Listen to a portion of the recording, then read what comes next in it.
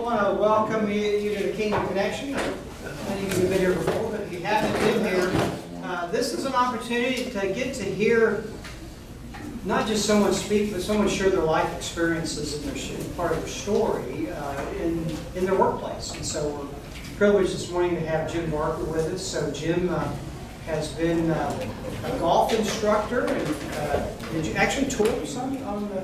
Played the PGA Tour in the early in the 70s, and played the PGA Champions Tour in 1999 when I turned 50. Wow. So you started playing golf at a pretty early age? Yeah, I did it junior high school. Yeah, wow. Yeah. And Jim was telling me the other day, we were chatting some, and it was like, I said, well, how many people have you helped coach, instruct, and I mean, do you have kind of a feel for how many people? Well, the summer neighborhood are 30,000 to 40,000 people. Wow. So he has a little bit of experience in teaching and connecting with people. So just think about the number of people he's had a chance to, you know, when you're out there and you're in a situation where he has opportunities to talk about life stuff too, which has been one of the neat things to have Jim come share with us. And in the Kingdom Connection, you know, we often, you know, we get up and we get involved in our work, and you know, it's like, if you're like me, I'll try to spend time with the Lord in the morning, and then by the time I'm driving home at night, it's like, you know, Lord, where were you? And it's often more like He's saying, Joe, no, where were you? And so this is an opportunity for us to get together and accelerate and kind of raise the water level with just including God in our life in the midst of everyday work. And we live in such a hustle bustle.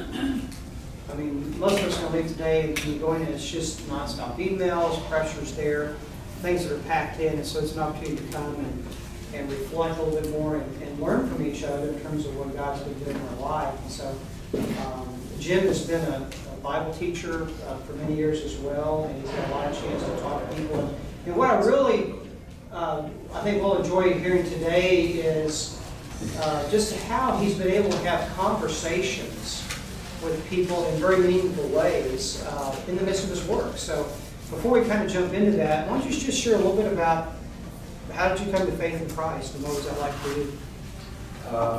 Well, one of the best ways to actually connect with people, I think, is to meet people on the common ground of our common flaws and failures, because we've all done that. So for me, at least, I crossed a line in life when I was 29 years old that I thought I could never cross. When I crossed that line, I got scared. And that line, for me, was cheating on the golf course. I was a professional golfer at the time. Never mind, I had cheated on far more egregious things than on the golf course, but I thought it was the one thing I could never do. Until 1976 in the Texas State Open in Horseshoe Bay, hole number 3, hit my second shot to the right, found the ball 1 foot out of bounds, and I kicked it back in bounds. And when I did that, I got scared.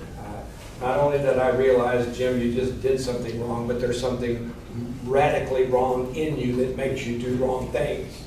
And now you've crossed the one line you thought you could never cross. Now there's nothing that's not possible for you now. And it scared the willies out of me. I was given a book called Born Again to read. I read that book the next year on the PGA Tour in Memphis. I finally succumbed. God's grace wins. I fell to my knees out running on Sunday afternoon before Monday qualifying, and I said, you can have this life if you'll take it. You can just have it. Christ, I don't even know who you are, but I am begging you to come into my life. Do with me whatever you want.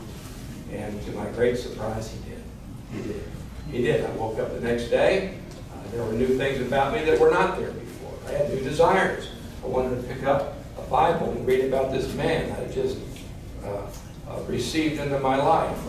I wanted to, first thing I would do is go connect with another Christian. And I didn't like these people.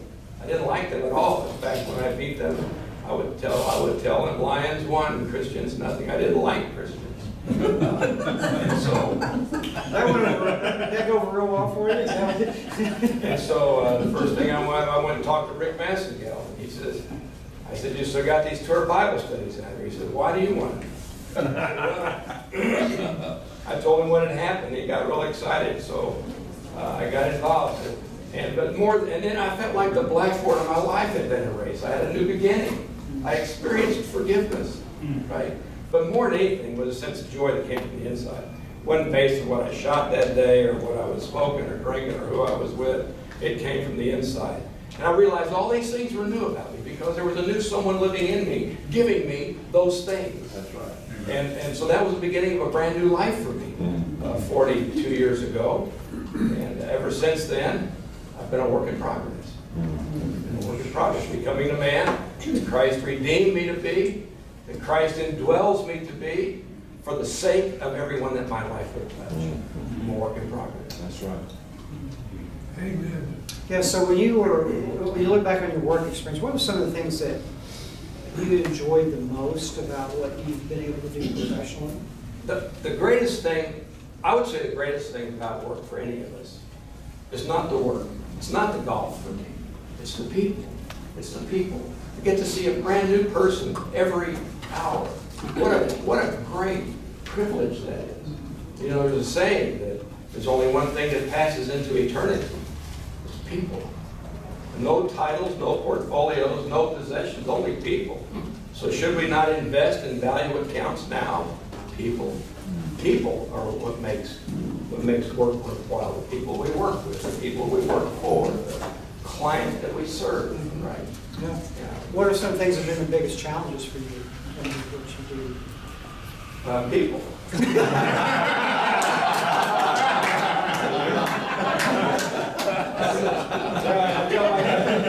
I tell my students, understand something. There's only one thing that makes golf difficult. It's the ball. The ball. Just doesn't want to behave, right?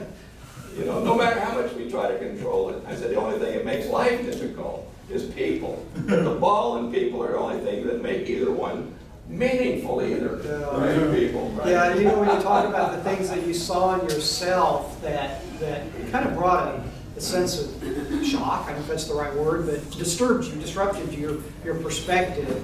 So how has that been for you as you've matured, not only physically, but just as a person? How has your perception of yourself been impacted over the years as you've aged and continue to work with people?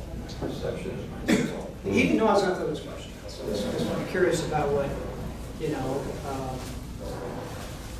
I find that the less that I pay attention to myself, the better I am.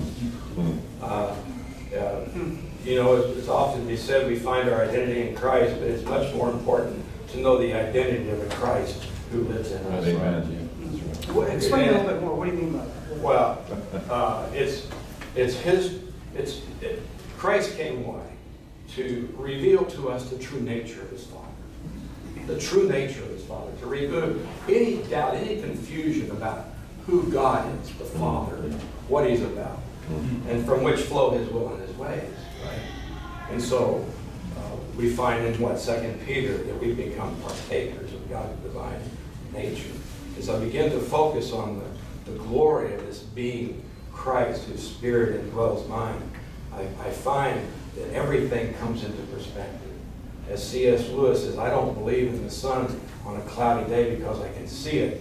I believe in it because I see everything else because of it. Mm-hmm. And when I focus on him, he brings myself into perspective. He shows me where I come up short, which is a beautiful thing because it gives me something to confess and give to him that I might become the man that he indwells me to be. Right? Yeah, so when you deal with things today in your life that may be, that you wish were different or that disruptive, how do you approach those things? When you see things when you're younger. You're probably not struggling today with trying to kick the ball back into play.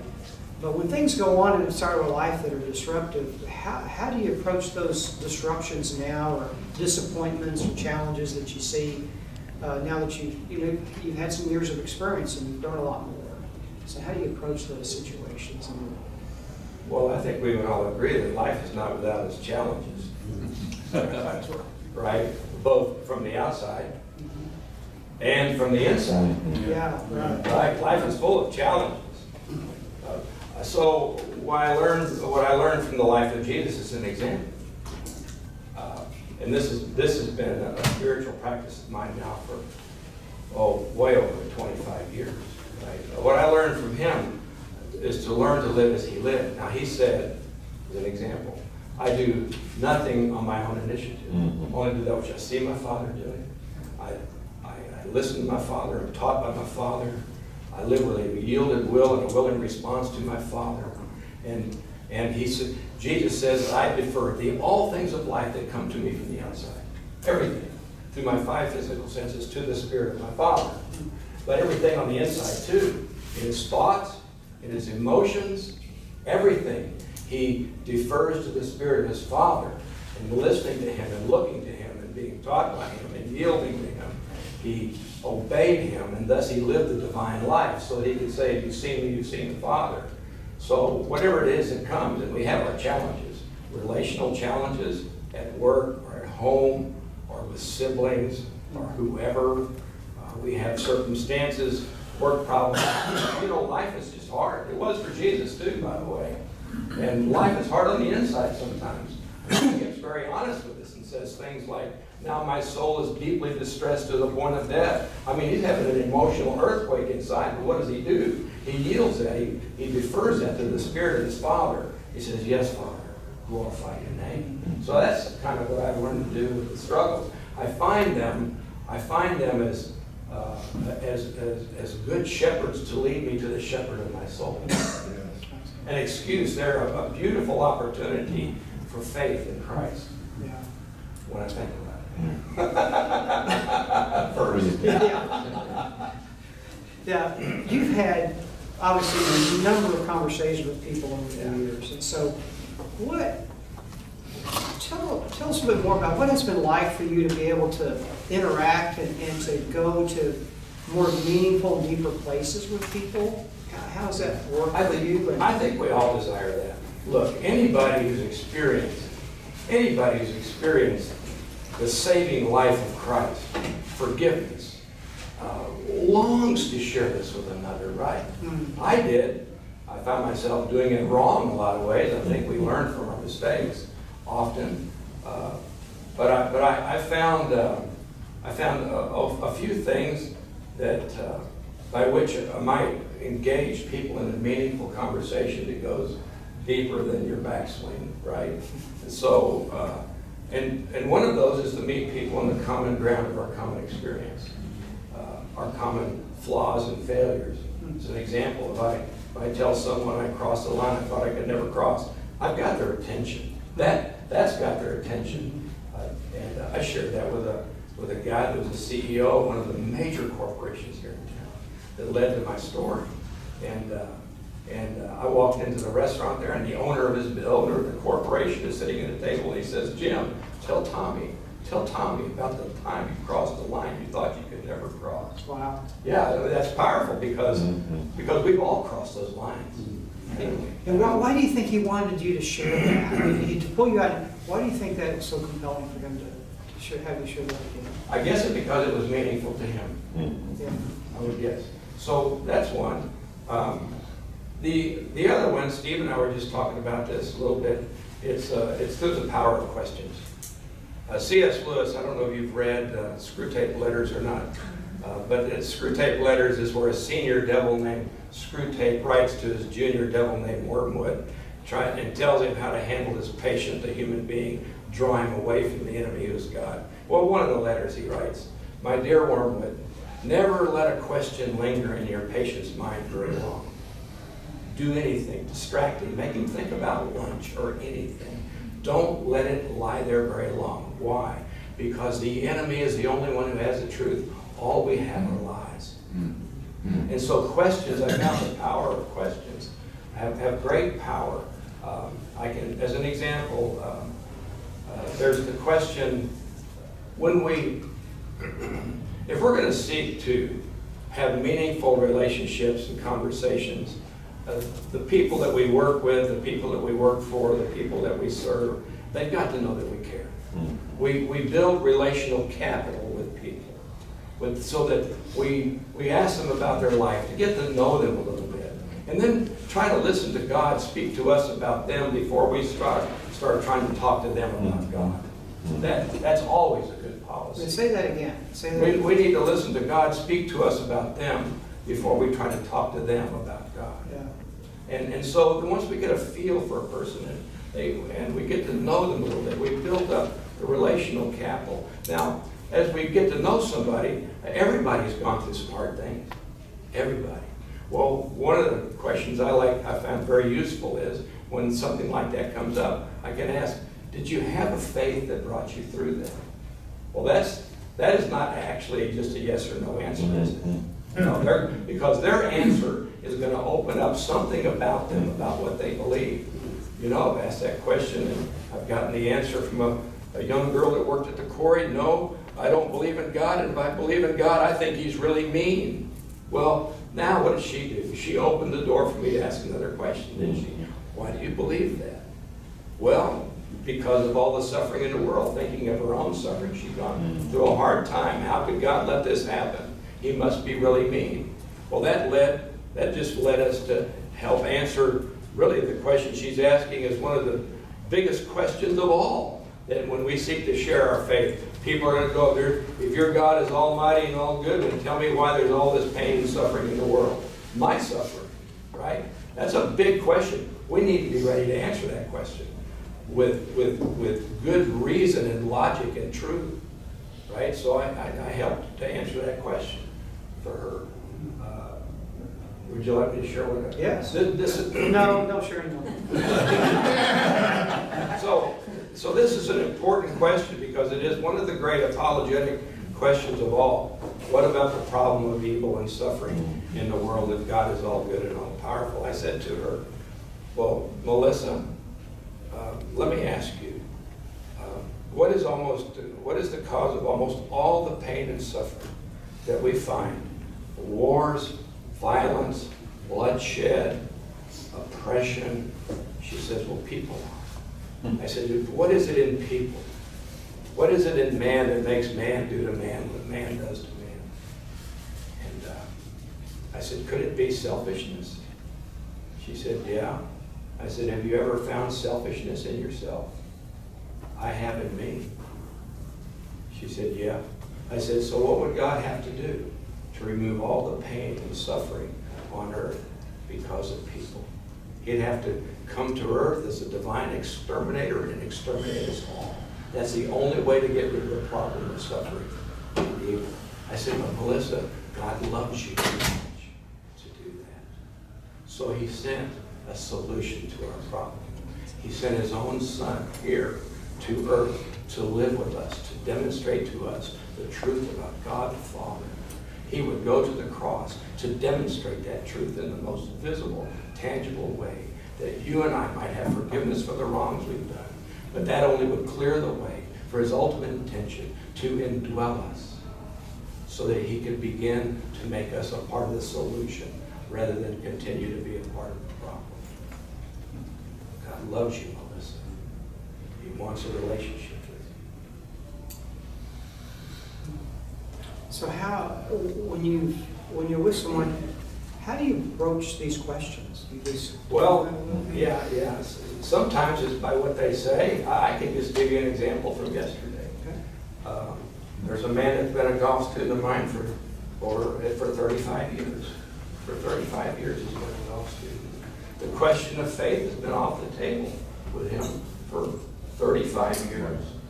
It's been off the table. He would not talk about it. So you tried different times to. Yeah, but you can tell when the hands are up, the door is closed, and you can't push the door open. You try to push the door open with people, that is not going to work. It's a little bit like this, right? What's happening here? I push and what happens? Pretty soon we're pushing that, right? We got to let them open the door, and we have to wait to pray for them and wait for them to open the door so that once they open the crack, we can ask our next question.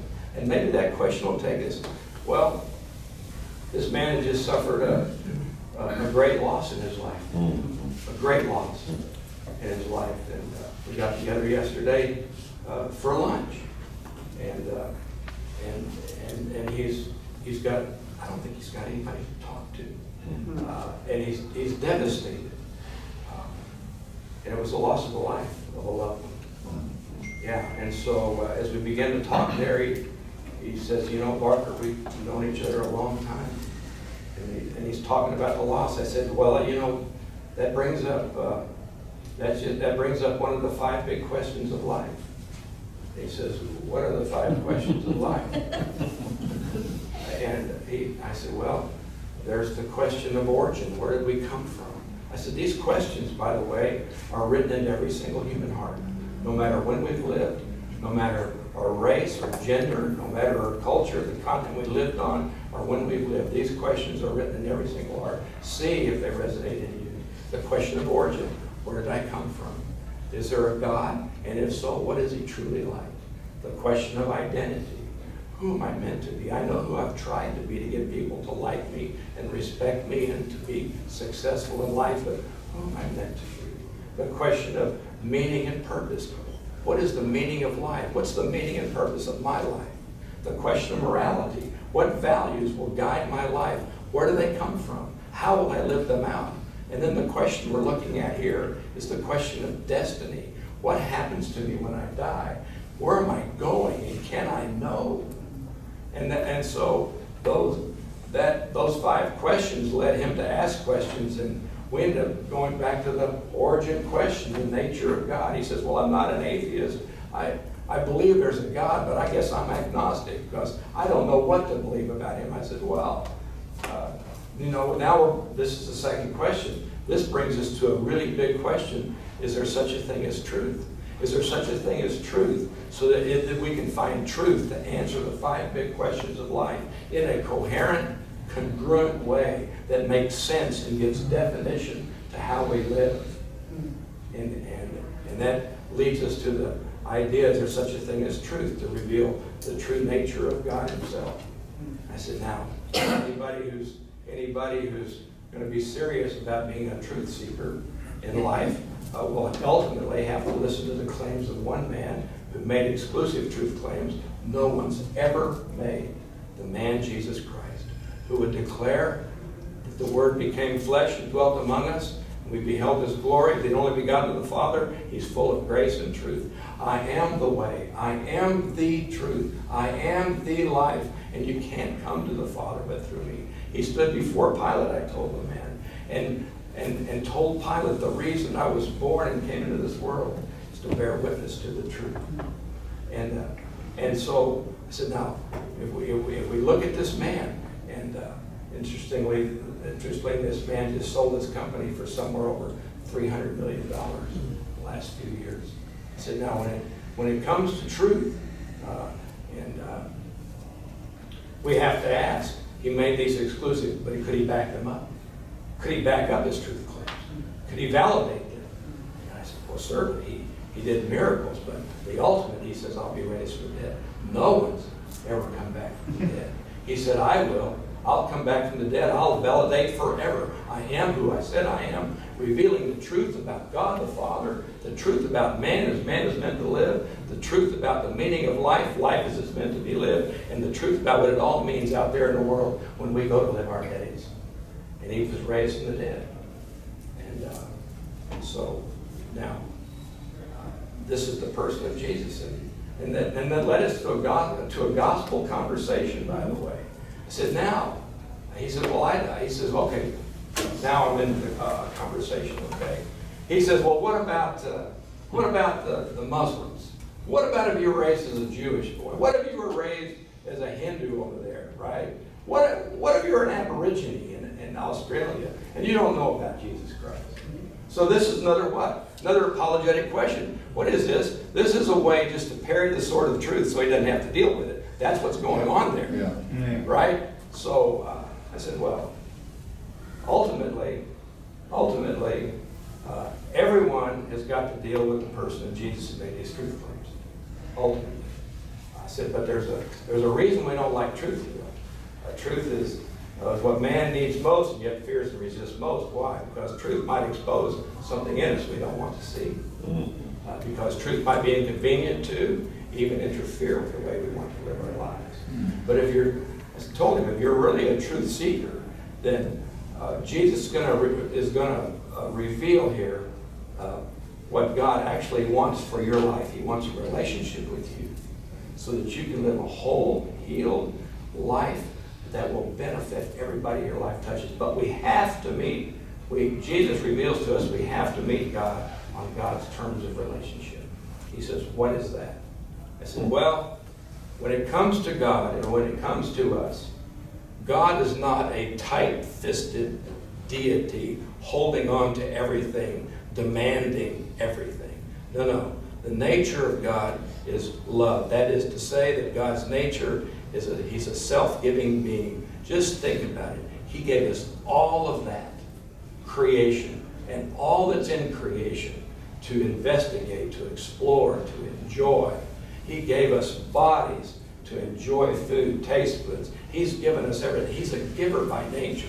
He's self-giving by nature, even to the point of giving His own Son for us. The Son would open Himself and unconditionally give Himself on a cross for the forgiveness of our sins. That's God's nature. But we must meet God on His terms of relationship. Mutual, unconditional self-giving. While we over here are holding on to what we hold on to try to make life work. What's in my best interest? What will others think of me? How can I promote myself? How can I protect myself? We're holding on, and God is saying, will you open up? I can't give myself to that. But if you will open up your life, if you will utterly and completely give yourself to me, who first gave myself to you, I can come into you to dwell in you, and you with me, and we'll live together both now and for all eternity. I said, now when you signed that company agreement with the people who bought your company, it required 2 signatures, didn't it? I said, yep. And he says, I said, now, when it came to the signing, once those 2 signatures were signed, it's a done deal, right? You're both all in. He says, that's right. I said, well, when it comes to this arrangement, God says, I'm all in, I sign first. I'm waiting for you now to put your name on your part of it. Give yourself to me, who I gave myself for you. And now we got a deal. And it's forever deal. Amen. So that was a conversation yesterday. Real lighthearted, I can tell. Yeah, it was real. We laughed our way through it. But you know, I just been talking with Jim some recently and hearing him talk today, I felt much more of relief of pressure of me having to generate something in conversations. Just caring about people and asking where they are and just being genuinely curious. I mean, sincerely curious. I mean, that's what it's relieved a lot of pressure, I can tell, in the way you've related to people over the years, hasn't that? Oh boy, yeah, quite a lot, right? Yeah. Instead of trying to force something and that just doesn't work. Yeah. Because I've tried that. You know, and Jesus was that way too. I mean, Yeah. the ability that he had to ask questions that were very, heartfelt. I mean, you see it with the woman at the well and different stories where we see people doing that. But I'm sure you've had some interesting responses. I mean, just even the kind of the saltiness of, are you answering the five Five big questions. 5 big questions of life? I mean, when you heard that, what did you want? Well, you want to know what the 5 questions are, aren't you? Yeah. And so just seeing how that evokes an interest that's not manipulative or curious, but those are important questions that we These 5 big questions are so useful because everybody identifies with them. Everybody wonders. I'll give you an example. This was a good one. I walked into the golf shop one day. We had a 22-year-old guy named Ryan, and kind of a confident young man. He said, I walked in, he said, Barker, ask me any question. I got the answer. I said, seriously. I asked him questions about what? He said, doesn't matter, golf life, you just ask questions, I got the answer. I said, well, I've been curious lately. I've been thinking about something. how would you answer in one sentence the 5 big questions of life? What are they?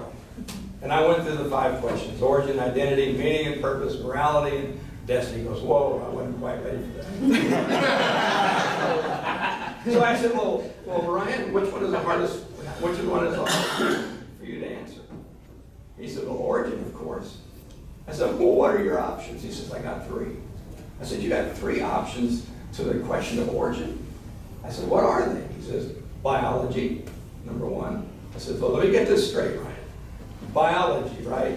You're saying long time ago, out of nothingness, lifeless matter was spewed through an endless universe, and somehow lifeless matter produced life and evolved to the point where we are these complex people asking metaphysical questions about life. He said, yeah.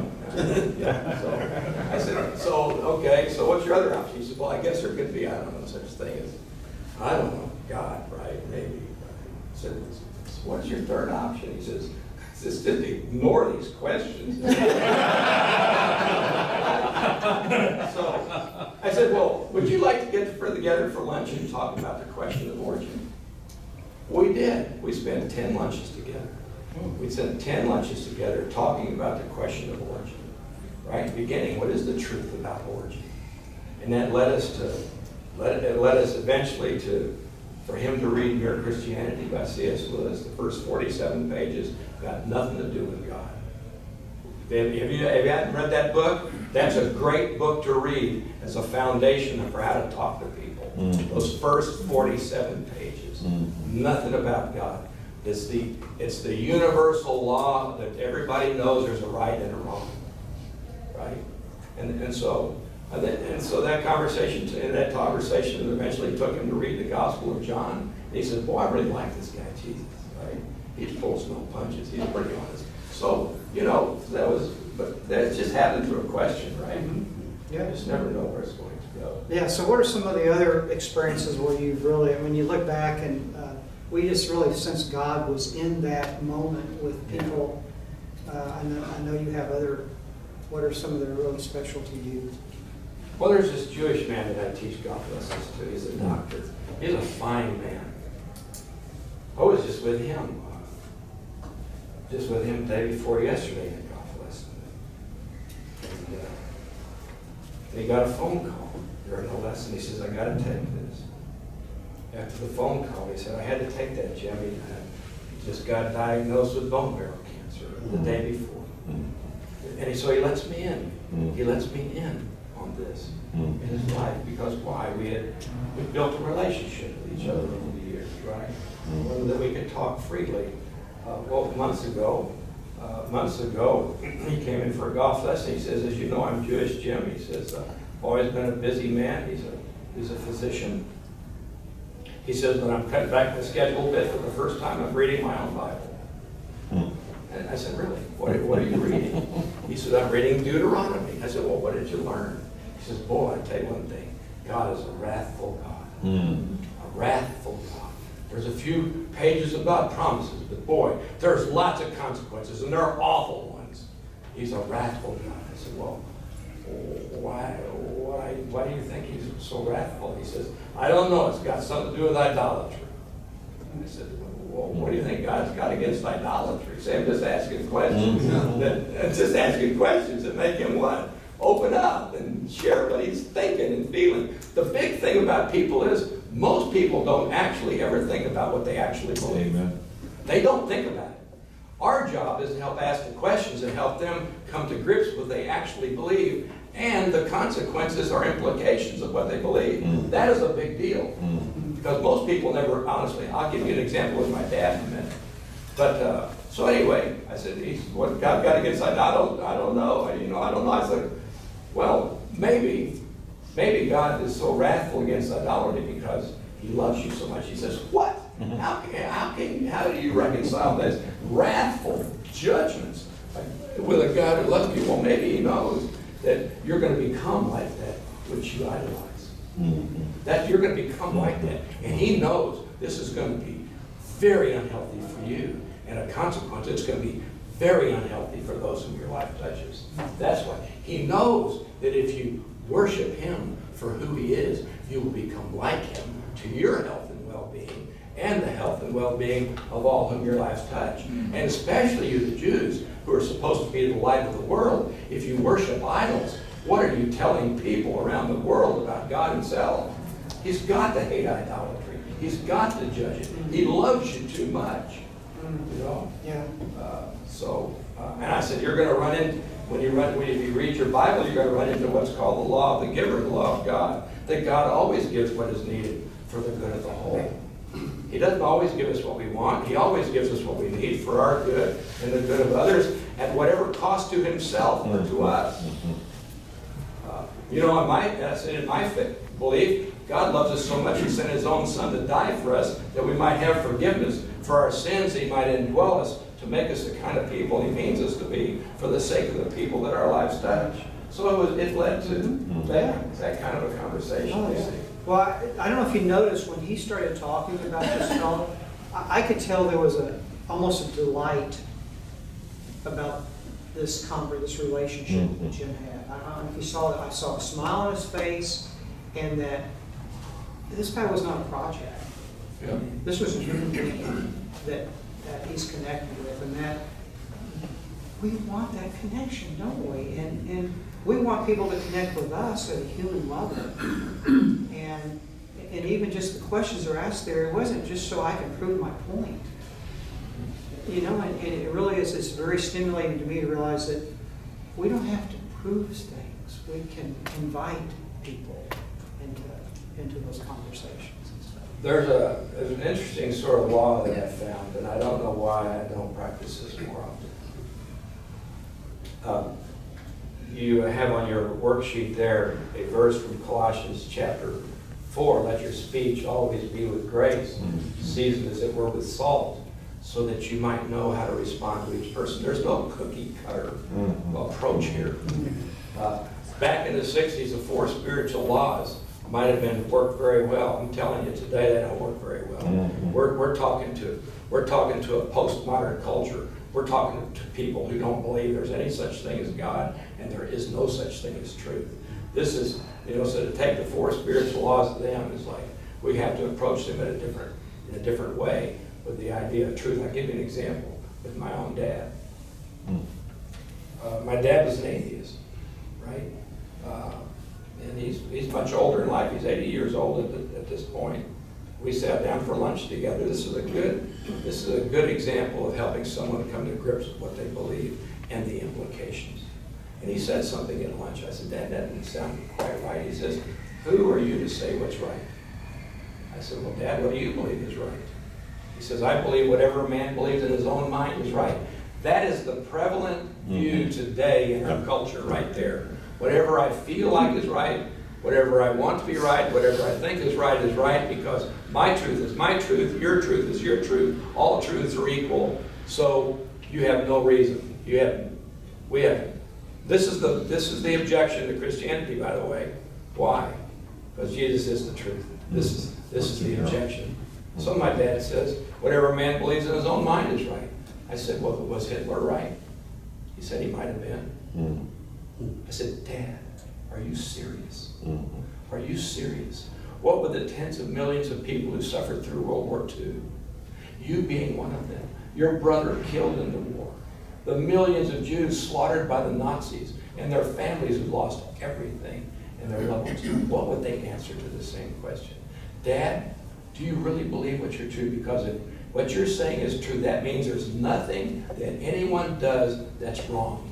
Is that a world you want to live in? Do you really believe that? He had to come to grips with that.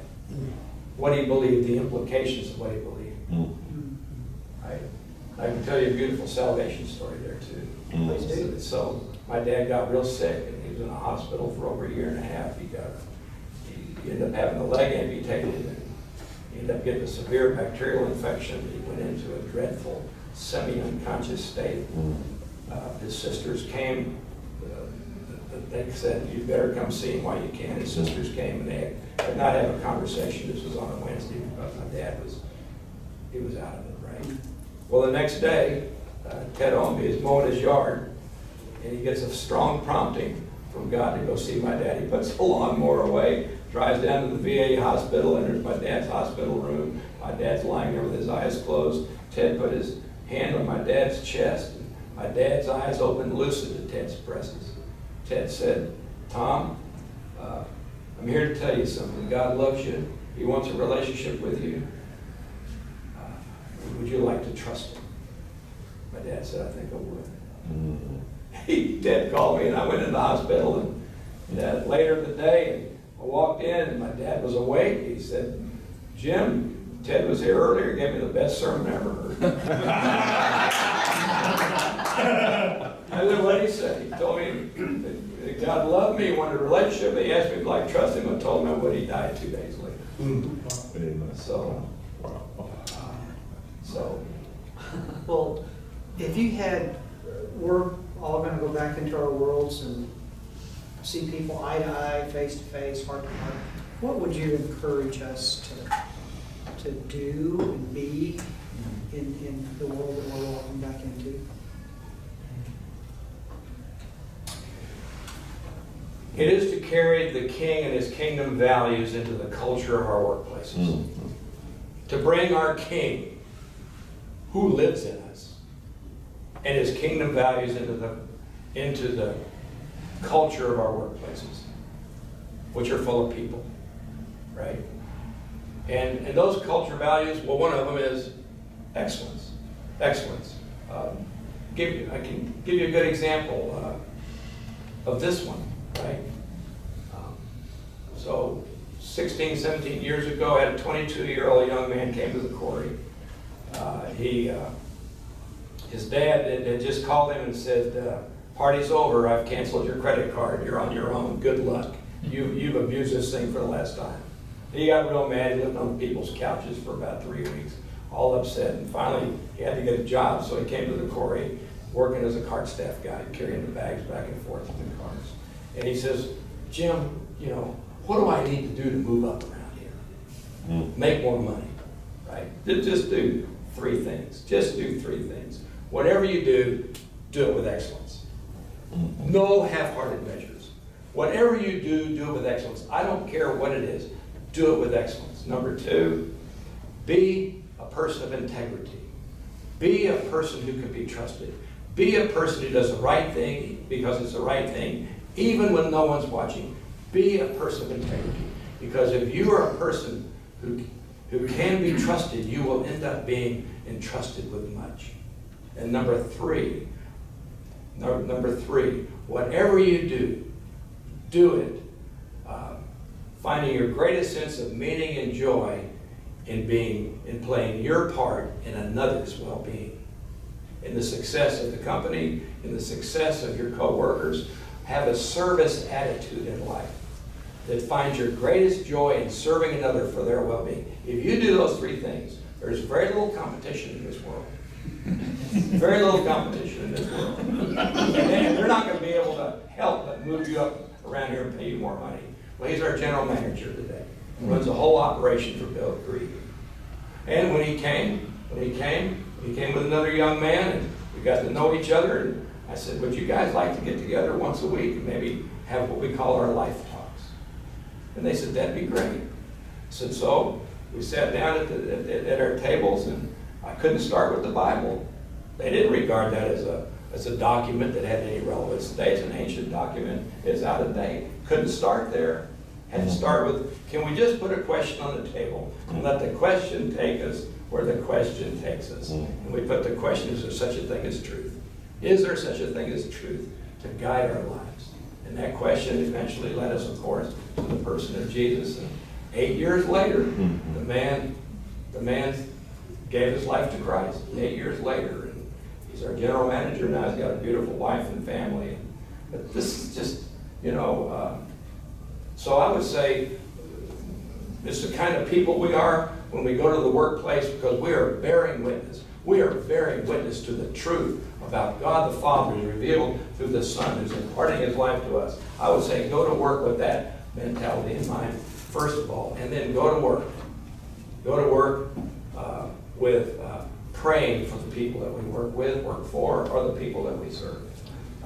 And it's like as an example, at the quarry, I've encouraged others to do this, but at the quarry, I would go to work and just recently, at the first of the year, I said, you know, I'd love to pray for you this new year.